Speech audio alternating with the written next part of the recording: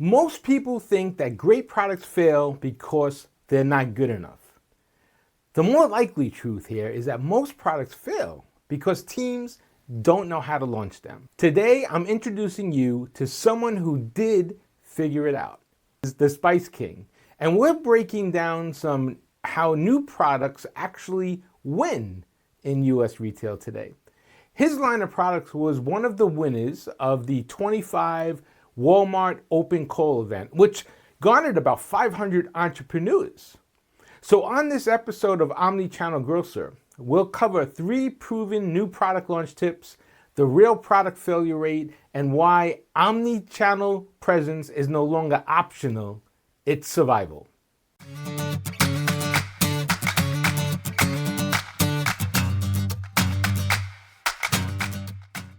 Hey, welcome back to Omnichannel Grocer. So here's a reality check and the true product failure rate. Let's ground this in some facts. According to multiple industry studies, product failure rate is between 70 and 90% of a new CPG product.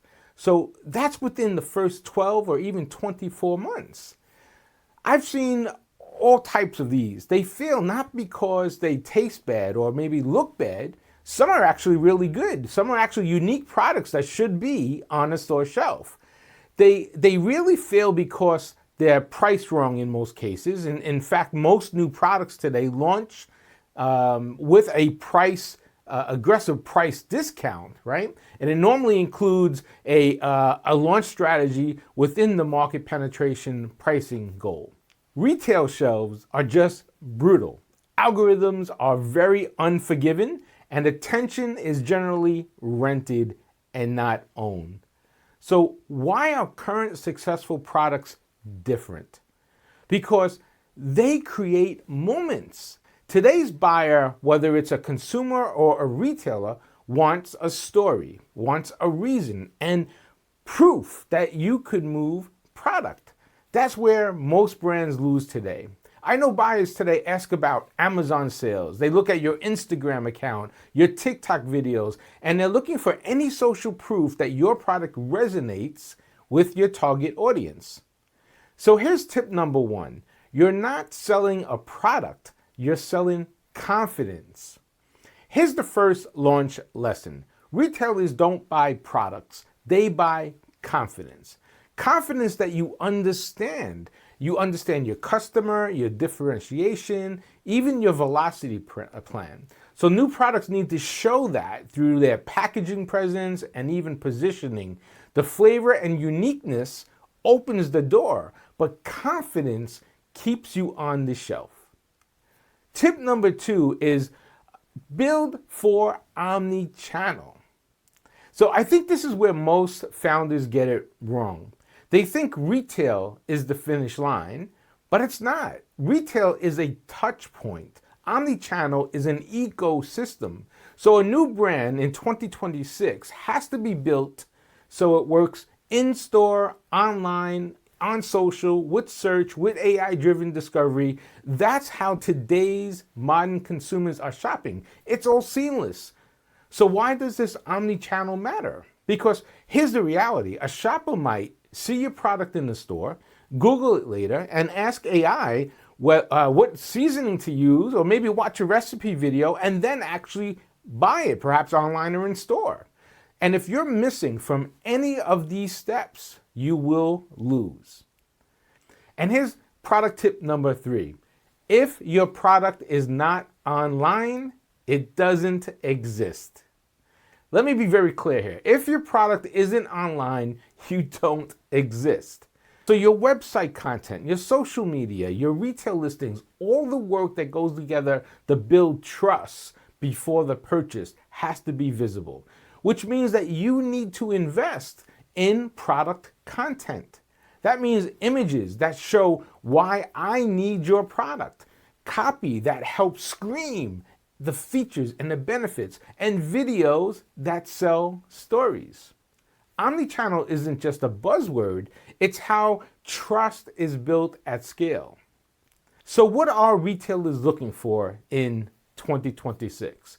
Here's what retailers really want right now. They want brands that bring demand, brands that understand digital, brands that can tell their story without the buyer or the retailer doing the work.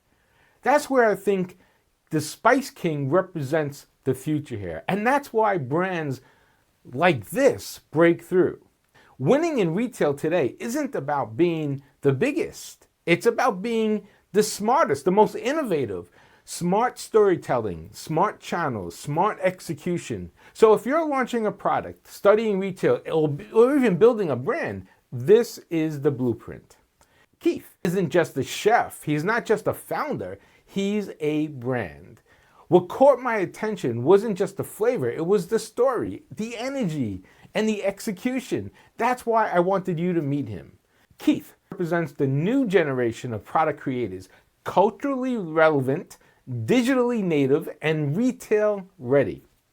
I'm sure you'll like this discussion, so make sure you subscribe to Omnichannel Grocer for more real founder stories, real strategies, and real growth. Hey, this is Professor Ken with Omnichannel Grocer, and I'm here with Keith, aka the Spice King, who actually lives in my local city. Good to see you, Keith. Thank you for being here, man. Thank you for having me, and it's a pleasure and an honor, man. You've done so much in the community and with this industry. So I was like, man, I had to come when you invited me. I said, I'm coming. All right, wonderful. I'm glad you're here, and we're actually in the city of Miramar. We're actually in the library because they have a conference facility. Because the city of Miramar really promotes local businesses. In fact, we met at the Network and Chill, the Miramar business event. Absolutely. So it's great to have you here. Thank you. And what I want to talk about is you have a really, for me, as soon as I saw the product, it caught my eye. Very interesting. Of course, you are interesting in itself, but you're the heart of the brand. And I want to talk about your product. And you mentioned to me you had great success with Walmart and the open call. Now, I've sold Walmart over the years, tens of millions of products. So I'd like you to share with our audience just basically what the open call is, and let's talk about how you went through the process, and then at the end of the day, you successfully got through it all. Yeah, so let me say, first of all, that shout outs to Walmart. Walmart is the retailer, the national largest retail. If you're in Walmart, you're immediately a national brand, and it gives you immediate credibility. And so for me to be an emerging spice brand, navigating this whole DEI landscape, this was a tremendous opportunity, especially as a small company, because usually when you think you're gonna go into Walmart, you have to have so much capital, right? You have to have so much skin in the game, so many customers, right, so much other distribution to go into the larger opportunities. But Walmart did something really special. They held something called the Walmart National Open Call. They do it every year.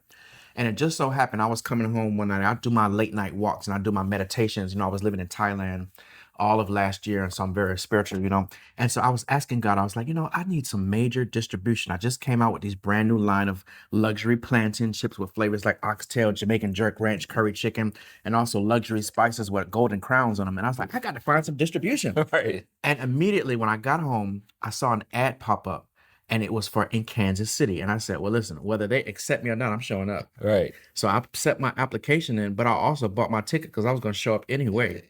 But they accepted my application. And what happens is they bring in their buyers. You're competing against thousands of entrepreneurs all over the country, and they have them in different states at different times, and you can apply online. So they had one in Kansas City. It's usually sponsored through the National Chamber of Commerce or like the city. And they bring out their buyers, and you have to pitch as if you were propositioning the buyers. The buyers, right. And so what does that entail? All of the who, what, when, where, and how. Yeah. Why is your product important? What is unique about it? Yeah. What is your customer base? How much sales have you had so far? What's your social media look like? What is your plan from moving it off the shelf? And then the most important thing, you ready for this? Yeah. It gotta it tastes damn good. Yeah, right. It gotta be great. So, it's funny because even at that, when we met a couple of weeks ago, you told me about the story, and I thought that, hey, that's pretty good success. And you had not one, but two pretty good successes there. But at the end of the day, you're right. The product has to be good. And I told you, if the product's not good, it doesn't matter how good your sales pitch is. Once it gets on the shelf, you still got to get it off the shelf, right? So that's the key. So then now that whole process, so now you went through the process and you're like one of the finalists, right? Yeah, so that opportunity gives you a blue ticket. And now with that blue ticket, it gives you an opportunity to pitch at the national level with all of the big buyers at the Walmart headquarters in Bentonville, Arkansas. Right. Now that was a whole circus. Let me tell you something. It was thousands of people. It was really incredible. You have the news media, the newspapers, the television crews, and companies from all over the United States. Yeah, and I saw you, by the way. If you go online and look at that on the call page that Walmart has, I saw a picture of you on there. So you made it through that whole process. Yes. And you were the one that they picked at the end of the day. Not only did we get one golden pass, but we got two. So what they call it a golden pass, which means you get into the store? Into a national distribution. That's incredible. That's incredible. We're going in starting at like 2,000 stores. So we're lit. Like, we're going to be spicing up the whole of the United States. That's incredible. So that means that your product has to taste good. I mean, obviously the presentation is good, but your product has to stand on its own also. I'm one of those entrepreneurs, especially coming from a minority background with so much competition globally and then nationally. You got to stand out. So listen, I went to our national call with dancers. We created a whole jingle called Spicy Baby. We performed a song live on stage, and we delivered with our presentation, with our products. We knew our numbers. We knew our manufacturing details. Like, we had it all the way together. We had all of the components that you would need to be a winning brand. That's great. Well, and then we're looking forward for you to have that distribution and get out there. Now, there is, you were telling me that there's an online component to this, right? Yes. Walmart.com and all that. Tell us a little bit about that. And I'd like to spend a moment talking about the ecom piece of this. So sure. So Walmart is rivaling Amazon. Yeah. Amazon rules online, but Walmart is. Well, Walmart's grocery business has grown like 15% year over year for the last few years. It's taken them about 10 years to get to this point. Right. But they're just phenomenal now. Oh, absolutely. So you get your product not only on the shelf, but you also on .com as well. So it's multi-tiered. So Walmart has a program where you can, kind of like Amazon, where you can do vendor fulfilled, but Walmart is taking me into their 1P system, where they own the inventory. It's much like if you're going so you're shipping, they're taking it and they're supplying it to the .com. That's correct. Right, which is good because that reduces all your logistics worries, I guess, right? Because you're sending pallets to them and they're going to ship everything. That now, how's it? Has it started yet? Is it on for sale just yet or no? So our scheduled delivery date is February. Okay. So we should be live by February in Walmart online. Nice. And then with our new Plantain ships, we should be in stores around March or April. That's great. That's exciting news. It's very exciting. Yeah. This is a dream come true. It's phenomenal. And you know what I want to do? I want to move the box a little bit over there so we give you a better view. There you go. That's better. And now I can see you more clearly. So yes, now, we do that pose. You have to show me what that pose is all about. Sure, I'll tell you. So energetically, my hands are up because I'm receiving information and wisdom and knowledge, but I'm also giving back. So it's that's interesting. So if you do that before you start something important, it helps. It does. It just puts you in a better meditation. You know what also helps?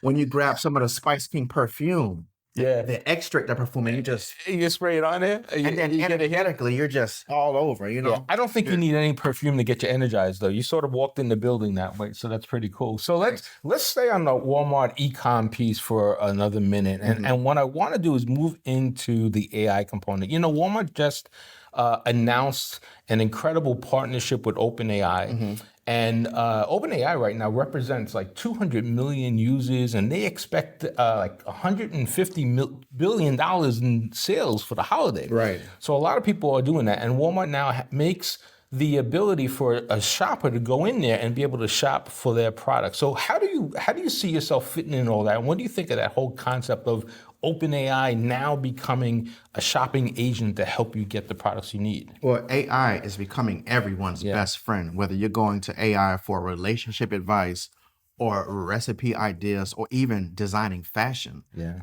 that's AI has it all. And so implementing that sales component is game changing.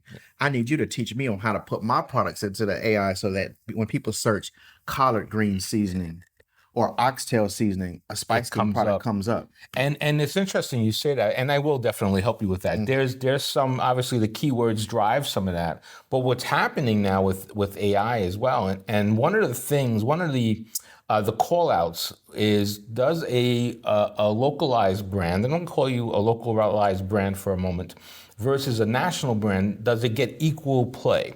Because nowadays, if you go on to, the Google engine, you may not get equal play because you don't have the same spending dollars. Right. But what the initial findings are right now, and then there was a press release I think OpenAI put out when they did this partnership, is that it's more or less an even playing field now. So let's say your collard green spices. By the way, I'm a big collard green guy. Which one is it? Yeah, right. So if you correctly position this online, if I start talking about asking OpenAI, hey, I want to make collard greens at home. Give me the recipe. If this is tied to that, it'll populate it. It doesn't matter where you are in the food chain. Wow. So that's a great thing too, because it sort of evens the playing field. That's how, Google used to be, when it first started. It was an even play field. Now it's more pay to play type of thing, right? So that's an exciting opportunity. And are you now, I know you mentioned you had to be social media ready for this whole presentation. So let's talk about that a little bit. Because you are a forward-moving brand, you're a forward-moving individual. Tell me about, and I've seen your social handles, tell me about what you're doing on social media, and is that driving you engagement, and is that getting you more brand recognition? So I would say absolutely. Your social media is your window to the world. Yeah. And so you need to have your story on there, your who, what, when, where, why, and how in picture and video format so that people can digest it immediately and know exactly what you're doing. Yeah. I come from the school of thought that you have to be in this industry an entertainer, an educator, a friend, and a lover, all of those things. Right. Online. You have to be everything to all people. So when you go to @TheSpiceKing on Instagram, you're going to see Spice King has music videos, love songs about seasonings and chips, dance videos, recipe videos, funny cartoons with, dealing with the Grinch who tried to steal Spicemas. That's great. We have a lot of fun things. So we keep the audience and engaged. You have to, and I think that's the key point for an up and coming brand. And there's several stories out there that use social media to their benefit. And I've come across a few people, and you're one of the better ones I've come across in the last year that know how to tell this story.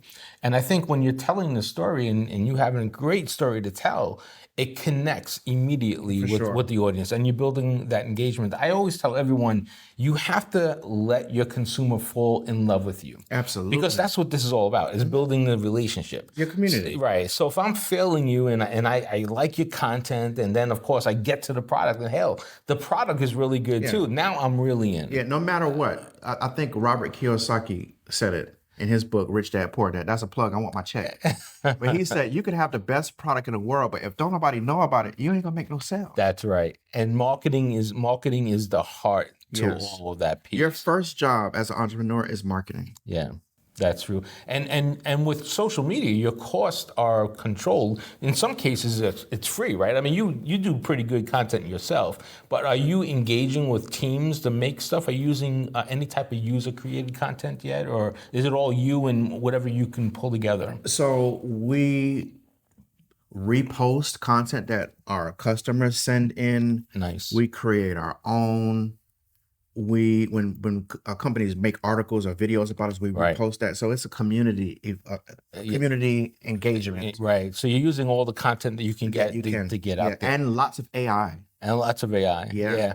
Well, well, tell me about that. Give me an example of an AI illustration. How did you do and what you do with Sure. that? So in the edit, you can show them on our page You're and right. scroll through our Instagram Yeah. and see that we have our spicy baby video. One part of the video, alien comes in, flies in the scene, Right. beams the spice down, and then we start dancing. That was done with AI. We have stories with the Merry Spicemas song that we just created, That's great. where the Grinch is trying to steal Spicemas, and I have to season them up a little bit, you know. And we used AI to create those images and polish up the story. We use AI now to help us with the coding. Right. I forget what's posting with the hashtags. Right. And that the hashtags accordingly. I found I'll get more engagement using AI's hashtags Yes. than writing my own script. And that's important, and I'm glad to hear that because I'm trying to help everyone understand AI, and it really is a great tool. And once you dig in, you can use it, and that doesn't cost you a lot. And in fact, it brings your production costs all the way down. And let me tell you something, AI can really help you with your business. Just a local story right here in Miramar.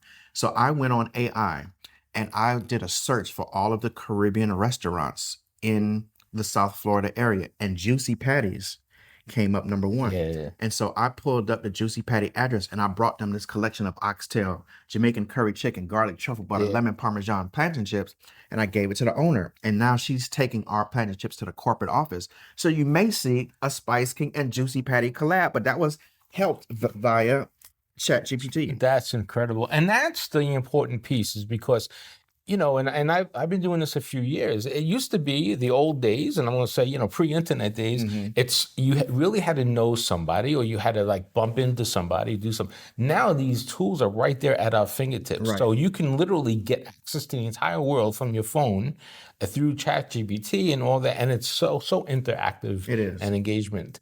Let's talk about you, and let's talk about the product line a little bit. So you told me you're a chef by trade initially. So tell us a little about your journey and Sure. how did you get to the Spice King line? Yeah, how did you become the Spice King? By the way, I don't know a lot of kings. So Well, listen, you're in the presence of royalty. Can't you smell it? Yeah, I can smell it. Yeah. So you got So there we go. All right. So my great-grandfather, I come from a food family, and my great-grandfather, his name was Gene Johnson.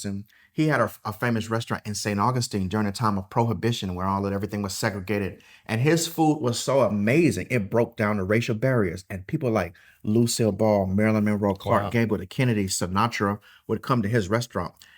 The food was so good, Al Capone came and he would help bootleg alcohol behind his river. Wow. And all of the celebrities would come to his restaurant for booze and food. Right. That rhymes a little bit. So I grew up with all those stories, those recipes, and I said that I want to have a culinary impact, but through products. And so I ended up going all over the world, working from China, Japan, Greece. I cooked for the royal family in Abu Dhabi. I got to work at Food Network Studios, developing recipes behind the scenes.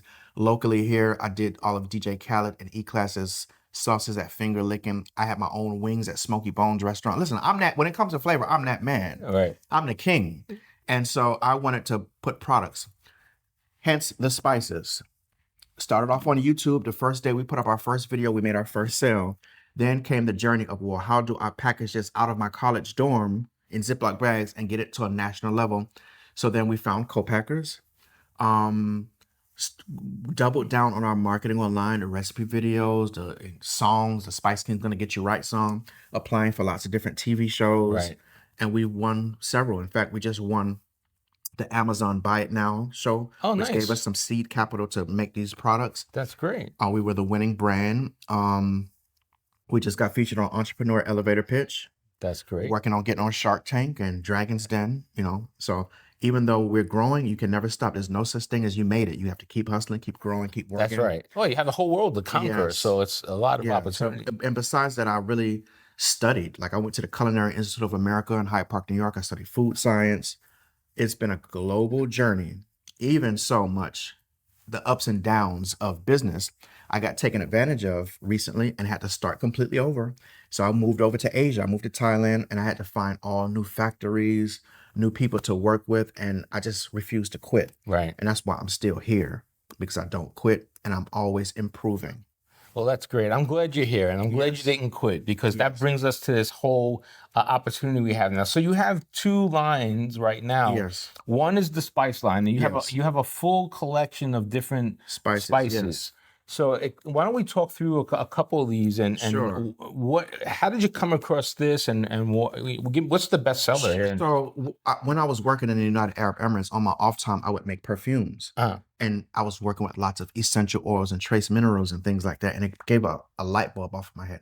What if I apply the same technology of the aromas, the top notes, the middle notes, the ending notes, and apply them to spices so that when you cook, your food is explosive. It's a sensation. You feel it. You can, Right. the aroma wafts through the whole place. Right. And so I created my own method of manufacturing spices. So we have stuff like buttery fried chicken, Jamaican curry, buttery steakhouse grilling, garlic butter all-purpose, citrus herb butter seafood, Cajun butter seasoned salt, jerk, oxtail, collard greens, a smokehouse barbecue butter. We have every type of spice blend that you would want, and they are so dynamic. They can make hot water taste like a meal. Like you've That's never crazy. experienced flavor like this. And then when you mentioned the layers of Yes. flavor, so I could visualize it, or I can sense, my senses are starting to kick in. So when you walk in, if you're using, you're actually smelling those layers. Absolutely. You're picking those layers up. Let's talk about something basic like a seafood seasoning. Okay. When you use a Spice King seafood seasoning, you're going to get the top note of butter. You're going to get the dill, the tarragon, the clove, the garlic, the onion, the pepper, the parsley, the lemon, a little hint of lime. You're going to get everything Right. in its proper balance that when you use it, what chef made this?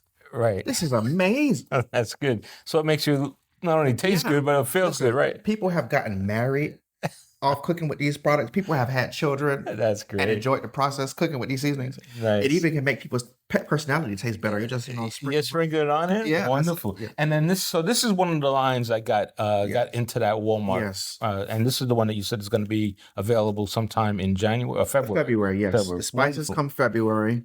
You can get those immediately at walmart.com once they load, or you can get them at spicekingworld.com. Okay, perfect. And then the chips will be national. So let's talk about the chips now, because that's what I first saw when I bumped into you there. And listen, I love plantain chips. I like them all. I mean, I like the garlic flavor stuff, but you've got really good, unique flavors. Like this one is Jamaican curry chicken. You had an oxtail one, I think, right? Something like that. Yep. So how did you get to that flavor, and why do you think? Let's talk about Middle America. I mean, here we are in Miami. Miami's very diverse culture. My house is Dominican, so I'm good with plantain chips. I've eaten them all kinds of. But in Middle America, are they really looking for oxtail and chicken curry and stuff like that? What do you think their flavor profiles are seeking right now? Everybody's bored. Yeah. They're tired of the same flavor. And so these flavors represent nostalgia, flavor, meals. Most of the world eats plantains, whether it's India or the Caribbean islands, Africa, the largest continent, Brazil, all of the Latin countries. Like plantains are a food. You eat these things with your meal. And usually people take their plantains and sop them up with the gravy Right. for That's the right. meal, but I just cut that part out. Now you have it in a bag. Yeah, it's great. So retail wise, what are it, about $2 and change, $2.49? Yeah, so it ranges depending on the retail. It could be $2.49 to $2.99, Okay. $2.98.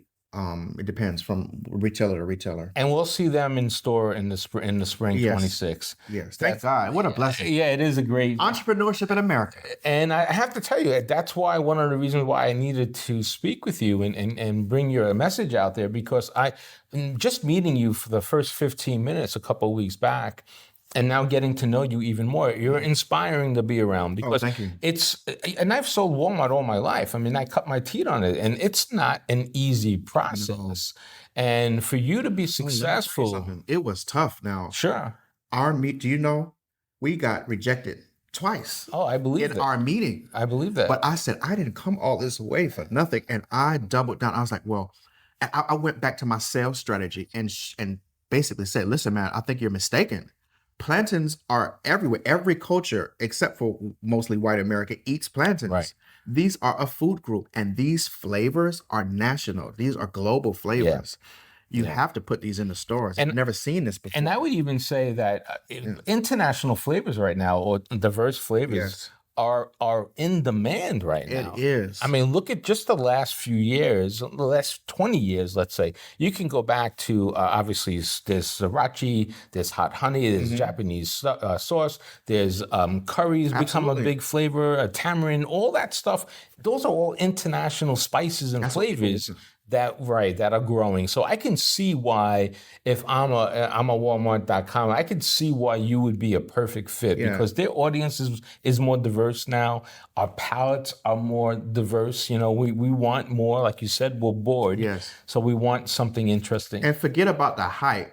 These products are damn great. So you can go right now online. Is it Yeah. Spice King? World. Spice King World. SpiceKingWorld.com and check things out. And listen, I really want to thank you for spending a few minutes with us and really talking about your line and your success. And I know great things are coming for you. And I Thank you so really much. appreciate the time that you're giving us. Let me leave your listeners with 2 nuggets. Yes.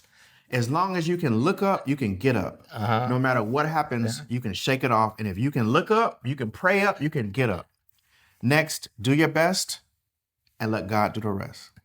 There we go. Yeah, that's wonderful direction and wonderful advice. And I like what you said earlier, is that persistency pays off. Yeah. And you really don't know until you start moving, right? You got to take that first step. You're not and going to be shown the other steps until you take the first one. That's exactly right. And if a door closes, another one's going to open for you. And there's always opportunity. So Keep knocking. that's right. Well, I really appreciate your time. Thank you so much. And listen, everyone, I'll see you out there. This is Professor Ken. So long. Professor, we got to get to work on the AI. Yeah, we're going to get to work on AI. Let's too. go. We'll do that as well. So long, everybody.